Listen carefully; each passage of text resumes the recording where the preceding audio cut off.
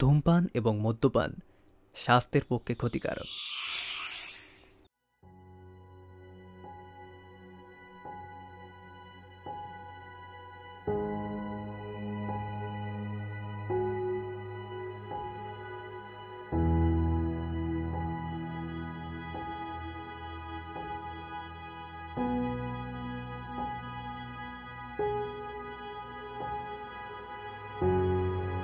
জীবনে চলার পথে এমন কিছু ভুল হয়ে যায় যেটা আর কোনোদিনই পাল্টানো যায় না, থেকে যায় সেই ভুলটার মতো। এটা আমার কথা, এটা আমার গল্প। আজ উচ্চ মাধ্যমিকের রেজাল্ট বেরিয়েছে। সুশান্ত ফোন করেছিল, ইচ্ছা করে ফোনটা ধরিনি, কেটে দিয়েছি। মাকে ও মামার বাড়িতে মিথ্যে কথা বলতে শুনেছি।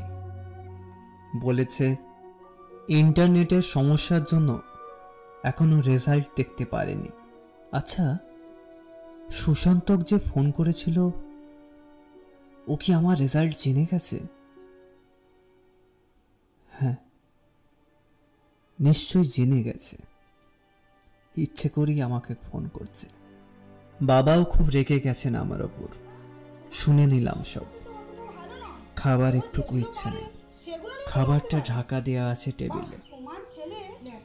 মা হয়তো একটু বাদেই ডাকতে আসবে। মায়ের গলা শুনতে পেলাম মনে হলো তো অতটা ভালো নয়। ও যেগুলো পারে সেগুলো নিয়ে তো ভাবতে পারে। আচ্ছা, এইটুকু ছেলে, ওকে কি অত চাপ দিলে চলে? তুমি যদি পড়াশোনা নিয়ে এভাবে বলতেই থাকো তাহলে ও কোনো দিনই পারবে না। আচ্ছা, তোমার ছেলে পড়াশোনাতে তো অতটা ভালো নয়। ও যেগুলো পারে সেগুলো নিয়ে তো ভাবতে পারে। তোমার ছেলে স্যার আব্দুল কালাম না হতে পারলেও সচিন তেন্ডুলকার তো হতে পারবে। তুমি আমাকে ভুল ভাবছো সুচরিতা। প্রত্যেক বাবাই চায় তার ছেলে একটু লেখাপড়ায় ভালো।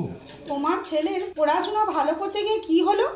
6 জন teacher, math, English special teacher, পারলো। আচ্ছা, স্টার পেয়েছে তোমার ছেলে, স্টার আর স্টার।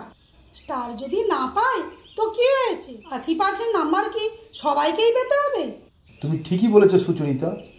এবারও কলেজে উঠলে যেমনই রেজাল্ট করুক, যেভাবেই পড়ুক, আর ওকে আমি কিছু বলবো না। ভুল ছিলাম আমি।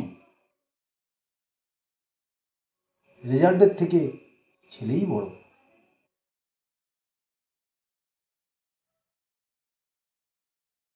চলো চলো, দেখবে চলো কি কিনে এনেছি। চলো। কি এসো না। কি এনেছো? কি? আরে এসো না। কি এনেছো? দাঁড়াও না। দেখো দেখো, আমি পরশুদিন কিনে এনেছি, তোমাকেও দেখাইনি। দেখো। বাহ, ল্যাপটপ তুমি কিনে এনেছো? দাঁড়াও, ওকে ডেকে আনো। নাম্বার যাই পাক, ছেলেটা তো আমার। রাগের মাথায় অনেক কিছু বলে দিয়েছি। যাও, ওকে ডেকে আনো। বড় খিদে পেয়েছে, ওকে ডেকে নিয়ে এসো।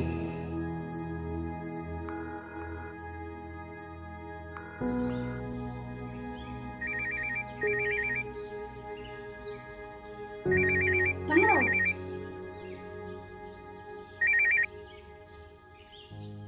হ্যালো। হ্যালো, হ্যাঁ কাকিমা, সুশান্ত বলছি। সুশান্ত বল। বলছি আমরা না কালকে একটু প্ল্যান করেছি যে ঘুরতে যাব। আচ্ছা আচ্ছা, বেশ। হ্যাঁ বলছি কাকিমা, সায়ন্তন আমাদের সঙ্গে গেলে কি কিছু প্রবলেম হবে? মানে মানে এ কাকু কিছু বলবে না তো? আরে না না, আঙ্কেল কিছু বলবে না। কি হয়েছে?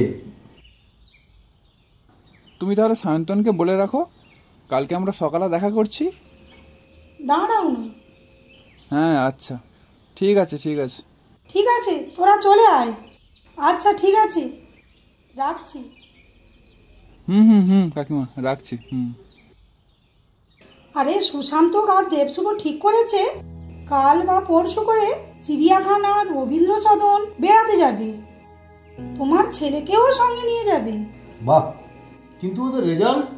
ওদের রেজাল্ট তো প্রায় একই রকম হয়েছে। হয়তো প্রশ্ন কঠিন ছিল, অথবা পড়াশোনায় আরো মন দিতে হতো।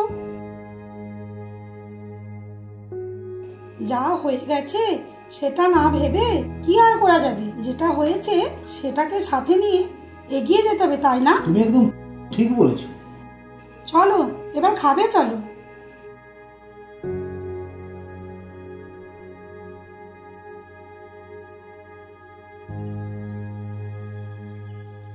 যাও ওকে ডেকে নিয়ে এসো।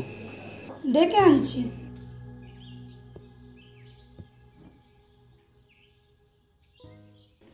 দরজা খোল বাবা, দরজা খোল।